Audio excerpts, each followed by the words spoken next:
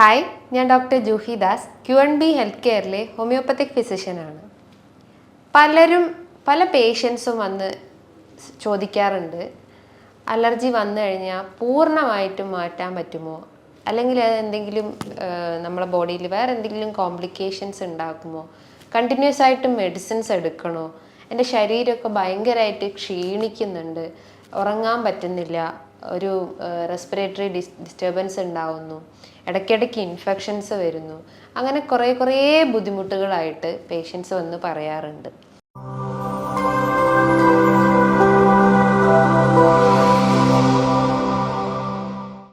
Allergy എന്ന് പറയുമ്പം നമ്മുടെ ശരീരത്തിൽ നമ്മുടെ പ്രതിരോധ ശേഷിയിൽ ഉണ്ടാകുന്ന ഒരു വ്യതിയാനമാണ്. പലരും ഒരു തെറ്റായിട്ടുള്ള ഒരു കൺസെപ്റ്റ് എന്ന് പറഞ്ഞു കഴിഞ്ഞാൽ അലർജി എന്ന് വെച്ചാൽ നമ്മളെ പ്രതിരോധ ശേഷി ലോ ആവുമ്പോൾ അല്ലെങ്കിൽ ലോ ഇമ്മ്യൂണിറ്റി ആവുമ്പോഴാണ് അലർജി ഉണ്ടാവുന്നത്. പക്ഷെ അങ്ങനെയല്ല. അലർജി എന്ന് പറയുമ്പം ഹൈപ്പർ സെൻസിറ്റിവിറ്റി ഓഫ് ഇമ്മ്യൂണിറ്റിയാണ്. അതായത് നമ്മളെ പ്രതിരോധ ശേഷി നമ്മളെ ബോഡിയിൽ തന്നെ ഒരു ഹൈപ്പർ ആക്റ്റീവായിട്ട് അല്ലെങ്കിൽ ഓവറായിട്ട് ആക്ട് ചെയ്യുന്ന രീതിയിൽ നമ്മളെ ബോഡിയിൽ കാണിക്കുന്ന ഒരു ചേഞ്ചസ് ആണ്, അത് മൂലം ഉണ്ടാകുന്ന ഒരു ചേഞ്ചസ് ആണ് ഈ അലർജി എന്ന് പറയുന്നത്. അലർജി അത് റെസ്പിറേറ്ററി അലർജി ആവാം, സ്കിൻ അലർജി ആവാം, അങ്ങനെ പല രീതിയിലായിട്ട് അലർജികൾ ഉണ്ടാവും. ചിലപ്പോൾ ഒരു ഡസ്റ്റ് അലർജി ആവാം, അല്ലെങ്കിൽ വേറെ എന്തെങ്കിലും പൊടി അടിച്ചാൽ ഉണ്ടാവുന്നത്, അല്ലെങ്കിൽ ചിലർക്ക് ക്ലോത്ത് അലർജി ഉണ്ടാവാം, ചിലർക്ക് ചില റൂം കയറിക്കഴിഞ്ഞാൽ ചില പെയിൻ്റ് അലർജി ഉണ്ടാവാം. അങ്ങനെ പല രീതിയിലായിരിക്കും ഓരോ ആളുകൾക്കും അലർജി ഉണ്ടാവുന്നത്. ഈ അലർജിയിൽ തന്നെ ഏറ്റവും കോമൺ ആയിട്ടുള്ള ഒന്നാണ് റെസ്പിറേറ്ററി അലർജി, അതായത് നമ്മളെ ശ്വാസം റിലേറ്റ് ചെയ്തിട്ടുള്ള അലർജി. ഇനി സ്കിന്നിൽ ഉണ്ടാകുന്ന അലർജിയാണ് അർട്ടിക്കേരിയ എന്ന് പറയുന്നു. സ്കിന്നിൽ ഇങ്ങനെ ഒരു ചുവന്ന് തടിച്ച് വീർത്തിരിക്കുന്ന അല്ലെങ്കിൽ സ്കിന്നിലൊരു റെഡ് കളറായിട്ട് ചൊറിച്ചിലൊക്കെ അനുഭവപ്പെടുന്നതിനെയാണ് അർട്ടിക്കേരിയ എന്ന് പറയുന്നത്. അത് അക്യൂട്ട് അർട്ടിക്കേരിയ ഉണ്ട്, ക്രോണിക് അർട്ടിക്കേരിയ ഉണ്ട്. ഒരു 3 months വരെയുള്ള ഏതൊരു രോഗമാണെങ്കിലും അതിനെ അക്യൂട്ട് അർട്ടിക്കേരിയ എന്നാണ് പറയുക, അല്ലെങ്കിൽ അക്യൂട്ട് കണ്ടീഷൻ എന്നാണ് പറയുന്നത്. ഒരു 3 മാസത്തിന് കൂടുതലായിട്ടും അത് നിന്ന് പോവുകയാണെങ്കിൽ, അതായത് മോർ ദാൻ 3 months ആണെങ്കിൽ അതിനൊരു ക്രോണിക് കണ്ടീഷനിലേക്ക് തരംതിരിക്കുന്നു. ഇനിയിപ്പം സ്കിന്നിൽ ഉണ്ടാകുന്നതിന് ഞാൻ അർട്ടിക്കേരിയ എന്ന് പറഞ്ഞു. ഇനിയിപ്പോൾ റെസ്പിറേറ്ററി ഇഷ്യൂസിന്, അതായത് ഇപ്പോൾ അപ്പർ റെസ്പിറേറ്ററി ആണെങ്കിൽ നമ്മളെ നോസിൽ നോക്കുകയാണെങ്കിൽ നോസിൽ ചൊറിച്ചിലുണ്ടാവുന്നു. അതിനെയാണ് റൈനോസൈനസൈറ്റിസ് എന്ന് പറയുന്നു, അല്ലെങ്കിൽ റൈനൈറ്റിസ് അല്ലെങ്കിൽ അലർജിക് റൈനൈറ്റിസ് എന്ന് പറയപ്പെടുന്നു. നമ്മളെ മൂക്കിൽ ഇടയ്ക്കിടയ്ക്ക് ചൊറിച്ചിലുണ്ടാവുന്നു, തുമ്മൽ പോലെ വരുന്നു, തൊണ്ടയൊക്കെ ചൊറിയുന്നു, അതിനെയാണ് നമ്മൾ റൈനൈറ്റിസ് വിഭാഗത്തിൽപ്പെടുന്നത്. ഇനി ഈ ഒരു അലർജി കേസസ് ഉണ്ടാവുന്ന അല്ലെങ്കിൽ ആ ഒരു പേഷ്യൻസ് പറയുന്ന മെയിൻ ലക്ഷണങ്ങളെന്ന് പറഞ്ഞു കഴിഞ്ഞാൽ അവർക്ക് ഇടയ്ക്കിടയ്ക്ക് തുമ്മലുണ്ടാവുന്നു. ഒന്ന് പൊടിയടിച്ചാലോ, അല്ലെങ്കിൽ ഒരു റൂം കയറിയാലോ, അല്ലെങ്കിൽ ജസ്റ്റ് ഒന്ന് മഴ കൊണ്ടാലോ, അല്ലെങ്കിൽ ജസ്റ്റ് ഒന്ന് വെയിലത്തോട്ട് ഇറങ്ങിയാലോ, അങ്ങനെ എന്തെങ്കിലും ഒരു ട്രിഗറിങ് ഫാക്ടർ അവിടെ ഇട്ട് കൊടുത്തു കഴിഞ്ഞാൽ അവർക്ക് തുമ്മലുണ്ടാവുന്നു, മൂക്ക് ചൊറിയുന്നു, ജലദോഷമായിട്ട് വരുന്നു. അതായത് വെള്ളം പോലെ, ഒരു പച്ചവെള്ളം പോലത്തെ ആ ഒരു ഫ്ലൂയിഡ് നമ്മൾ മൂക്കിന്ന് ഒലിച്ചു വരുന്നു.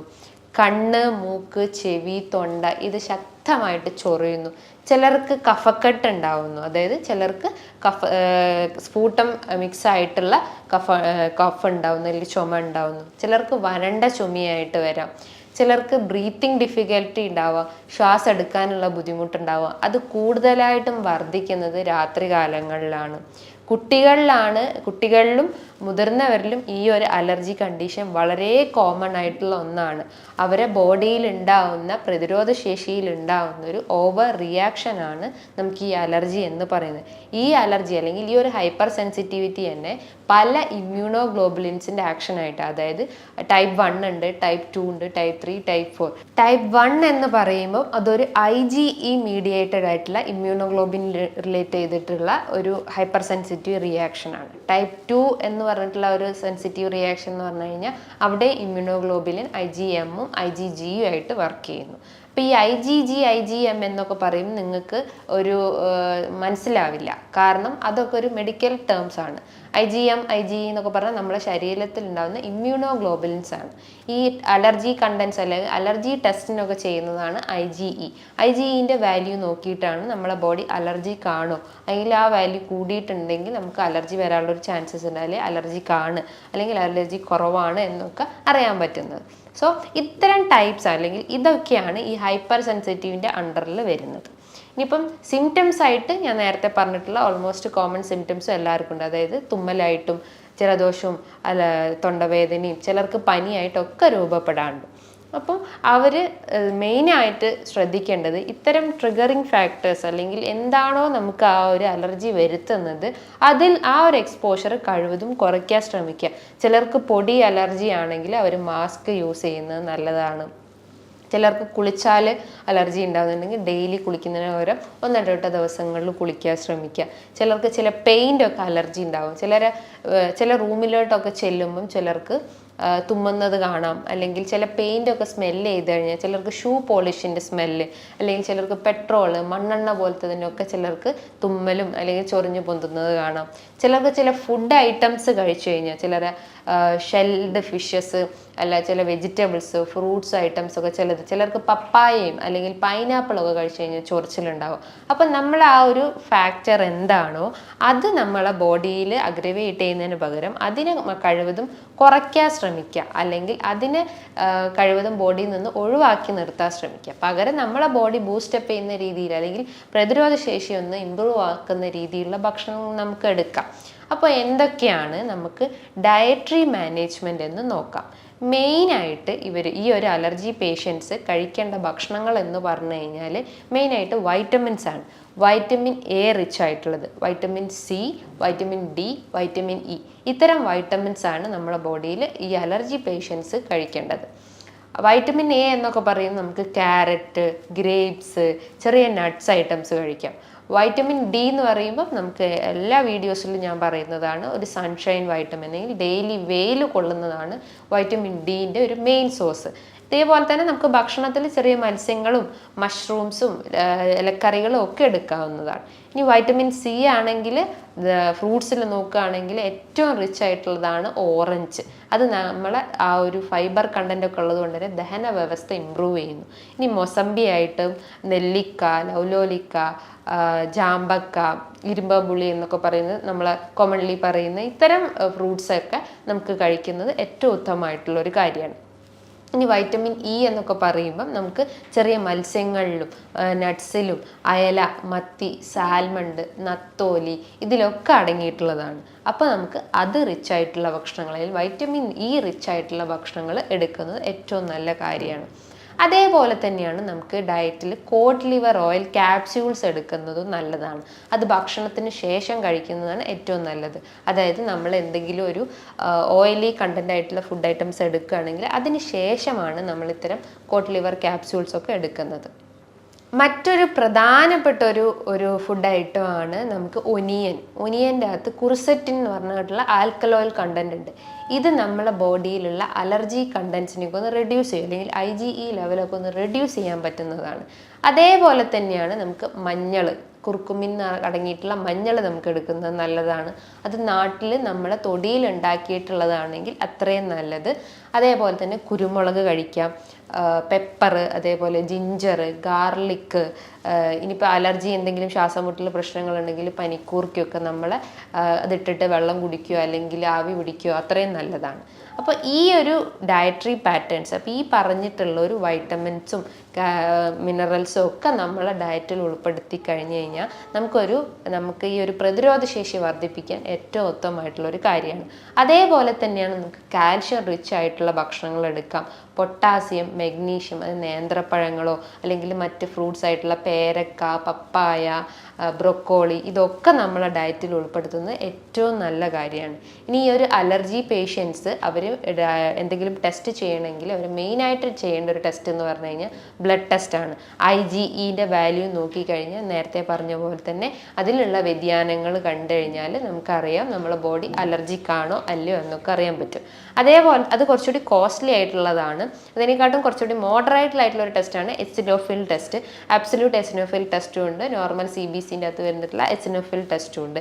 ഇത് നോക്കിക്കഴിഞ്ഞാലും നമ്മളെ ബോഡി അലർജിക് ആണോ അല്ലയോ എന്നൊക്കെ അറിയാൻ പറ്റും. ഇനിയിപ്പോൾ നോസ് റിലേറ്റ് ചെയ്തിട്ടുള്ള എന്തെങ്കിലും ബ്ലോക്കൊക്കെ ആണെങ്കിൽ, അല്ലെങ്കിൽ അതിൽ എന്തെങ്കിലും പോളിപ്പോ ട്യൂമറോ ഒക്കെ ഉണ്ടെങ്കിൽ ഒരു നേസൽ എൻഡോസ്കോപ്പി ചെയ്യുന്നതും നല്ലതാണ്. നമുക്കറിയാം കോവിഡ് ടൈമിലൊക്കെ നമ്മൾ നേസൽ സ്വാബ് ടെസ്റ്റ് ചെയ്തിട്ടാണ് നമുക്ക് കൊറോണ വൈറസ് പോസിറ്റീവ് ആണോ അല്ലയോ എന്നൊക്കെ അറിയാൻ പറ്റുന്നത്. സോ ഇത്തരം ഇൻവെസ്റ്റിഗേഷൻസ് ഒക്കെ ചെയ്ത് കഴിഞ്ഞാൽ നമുക്ക് അലർജിക് ആണോ എന്നൊക്കെ അറിയാൻ പറ്റും. ഇനി ഇതേപോലെ എക്സ്ട്രാ ഗ്രോത്ത് അല്ലെങ്കിൽ എന്തെങ്കിലും ഒരു സ്വെല്ലിംഗ് ഒക്കെ ഉണ്ടെങ്കിൽ നമുക്കൊരു CT സ്കാൻ എടുത്തു കഴിഞ്ഞാൽ നമ്മളെ ഫേസ് റിലേറ്റ് ചെയ്തിട്ടുള്ള ഇഷ്യൂസിനൊക്കെ അത് ഇൻവെസ്റ്റിഗേറ്റ് ചെയ്യാൻ പറ്റുന്നതാണ്. ഞാൻ നേരത്തെ പറഞ്ഞു, ഈ അലർജി എന്ന് പറഞ്ഞു കഴിഞ്ഞാൽ ഒരു ഹൈപ്പർ സെൻസിറ്റിവിറ്റി റിയാക്ഷൻ ആണ്. അത് നമുക്കറിയാം, നമ്മുടെ സൂര്യന് താഴെയുള്ള എന്തും ചിലപ്പോൾ നമുക്ക് അലർജി ആവാം. ഒരു പൊടിയാവാം, പൂമ്പൊടിയാവാം, അല്ലെങ്കിൽ മറ്റെന്തെങ്കിലും ഒരു കെമിക്കൽസോ ടോക്സിൻസോ ഒക്കെ ആവാം. അപ്പോൾ നമ്മൾ ആ ഒരു ട്രിഗറിങ് ഫാക്ടർ എന്താണോ അത് ആ ഒരു ഇതിൽ നിന്ന് കഴിവതും എക്സ്പോഷർ കുറയ്ക്കാൻ ശ്രമിക്കുക. ഇനിയിപ്പോൾ ചൂട് സീസണൊക്കെ ആയതുകൊണ്ട് തന്നെ കുട്ടികളിലായാലും മുതിർന്നവരിലായാലും ഈ കണ്ണിനൊക്കെ അലർജി വരാനുള്ള ചാൻസസ് ഉണ്ട്. അതിനെയാണ് കൺജക്റ്റിവൈറ്റിസ് എന്ന് പറയുന്നത്. സ്കിന്നിലാണെങ്കിൽ അർട്ടിക്കേരിയ പോലത്തെ പ്രശ്നങ്ങൾ ഉണ്ടാവും, ത്രോട്ട് ഇൻഫെക്ഷൻസ്, ടോൺസിലൈറ്റിസ് പ്രശ്നങ്ങൾ ഉണ്ടാവും. അങ്ങനെ പല രീതിയിലുള്ള കോംപ്ലിക്കേഷൻസും റെസ്പിറേറ്ററി ഇൻഫെക്ഷൻസും ഒക്കെ വരാനുള്ള ഒരു ചാൻസസ് ഉണ്ട്. സോ നമ്മൾ എപ്പോഴും നമ്മളെ പ്രതിരോധശേഷി വർദ്ധിപ്പിക്കുന്ന രീതിയിലുള്ള ഭക്ഷണങ്ങൾ മെയിനായിട്ട് ഫോക്കസ് ചെയ്യാൻ ശ്രമിക്കുക. ഇതേപോലെ തന്നെയാണ് ഞാൻ നേരത്തെ പറഞ്ഞിട്ടുള്ള ടെസ്റ്റിലൊന്നാണ് സ്കിൻ പ്രിക്ക് ടെസ്റ്റ് ചെയ്യുക. ഇത് ചെയ്ത് കഴിഞ്ഞാൽ അതൊരു കോസ്റ്റ്ലി ആയിട്ടുള്ളൊരു ടെസ്റ്റാണ്. അത് ചെയ്ത് കഴിഞ്ഞാൽ നമ്മളെ ബോഡി അലർജിക് ആണോ അല്ലെങ്കിൽ എന്തെങ്കിലും ഗ്രോത്തോ അല്ലെങ്കിൽ ഒരു അലർജൻ ബോഡി കയറിയിട്ടുണ്ടോ എന്നൊക്കെ അറിയാൻ പറ്റുന്നതാണ്. കുറച്ചുകൂടി കോസ്റ്റ്ലി ആയിട്ടുള്ള ടെസ്റ്റ് ആയതുകൊണ്ട് തന്നെ നമ്മൾ മോഡറേറ്റ് രീതിയിലുള്ള ഇൻവെസ്റ്റിഗേഷൻസോ ഇന്ന് പേഷ്യൻസിന് കൊടുക്കാറുള്ളൂ. അതായത് അബ്സല്യൂട്ട് എസിനോഫിൽ കൗണ്ടും അല്ലെങ്കിൽ നോർമൽ CBCയിൽ വരുന്ന എസിനോഫിൽ കൗണ്ടൊക്കെ ചെക്ക് ചെയ്യാൻ പറ്റുന്നത്. ഇനി ഈ ഒരു അലർജി പേഷ്യൻസ് ഒഴിവാക്കേണ്ട അല്ലെങ്കിൽ അവർ ശ്രദ്ധിക്കേണ്ട കാര്യങ്ങളെന്ന് പറഞ്ഞു കഴിഞ്ഞാൽ കോൾഡ് അല്ലെങ്കിൽ തണുത്ത ആഹാരങ്ങൾ കഴിവതും ഒഴിവാക്കാൻ ശ്രമിക്കുക. ഷുഗറി ഐറ്റംസ് ഒക്കെ ഉണ്ടെങ്കിൽ ഹൈ ഫ്രക്ടോസ് സിറപ്പായിട്ടുള്ള കേക്ക്, പേസ്ട്രി, ബിസ്ക്കറ്റ്സ് അതൊക്കെ ഉണ്ടെങ്കിൽ കഴിവതും ഒഴിവാക്കാൻ ശ്രമിക്കുക.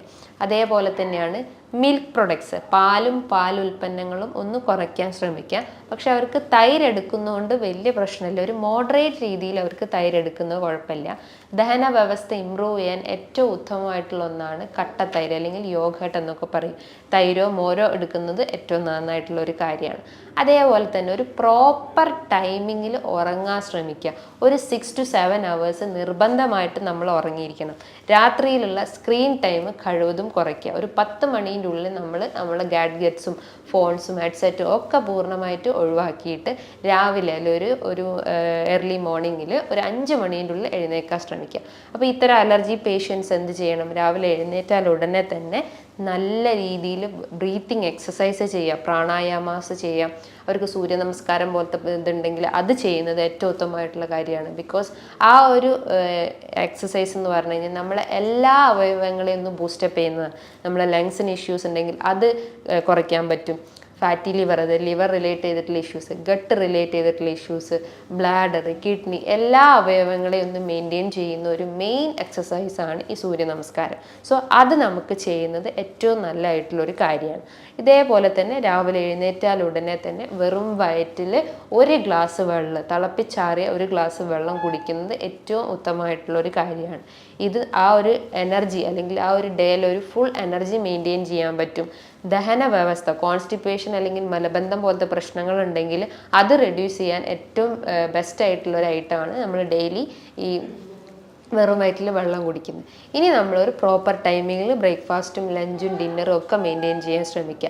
നൈറ്റിലാണെങ്കിൽ ഓവറായിട്ട് ഭക്ഷണം കഴിക്കുന്നത് കഴിവതും ഒഴിവാക്കാൻ ശ്രമിക്കുക. ഒരു ലൈറ്റ് ചപ്പാത്തിയോ അല്ലെങ്കിൽ ഓട്സ് കൊണ്ടുള്ള പുട്ടോ അല്ലെങ്കിൽ ദോശയായിട്ടോ അല്ലെങ്കിൽ എന്തെങ്കിലും കുറുക്കോ റാഗി കൊണ്ടുള്ള കുറുക്കോ ഒക്കെ നമ്മളെ ഡയറ്റിൽ ഈ ഈവനിങ് അല്ലെങ്കിൽ നൈറ്റ് ടൈമിൽ ഉൾപ്പെടുത്തുന്നത് ഏറ്റവും നല്ലതാണ്. ഇനിയിപ്പോൾ ചായയും കാപ്പിയൊക്കെ കുടിക്കാൻ നന്നായിട്ട് ക്രേവിങ്സ് ഉള്ള ആളുകളാണെങ്കിലും അതും 1 2 നേരം കുടിക്കുക. ഡെയിലി 2-3 ചായയൊക്കെ കുടിക്കുന്ന ആളുകളാണെങ്കിൽ അത് പൂർണ്ണമായിട്ടും ഒഴിവാക്കാൻ ശ്രമിക്കുക.